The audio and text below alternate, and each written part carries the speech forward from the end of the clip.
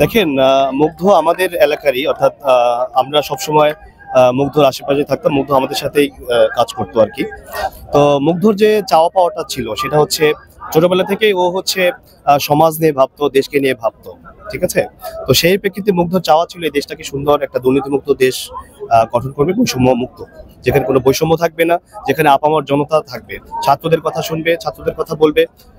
তো সেই জায়গা থেকে মুগ্ধর কে কেন্দ্র করে আমরা মুগ্ধর কথা বলার জন্যই আমরা মূলত এসেছি মুগ্ধর প্রতিনিধি হিসাবে। আর যদি মুগ্ধ বেঁচে থাকতো তাহলে হয়তো আমাদের সাথে মুগ্ধ এখানে আসতো।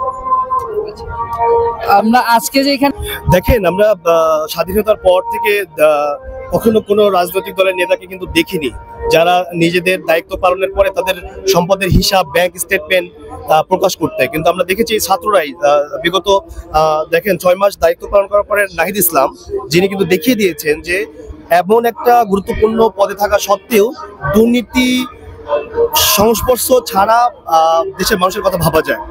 তো সেই জায়গা থেকে আমরা তাদের কাছে চাওয়া পাওয়া যে আমাদের দেশটা অবশ্যই সোনার বাংলা গঠনের জন্য দুর্নীতিমুক্ত গঠন করতে হবে। সেই জায়গা থেকে আমার মনে হয় যে ছাত্র জনতা এটা পারবে।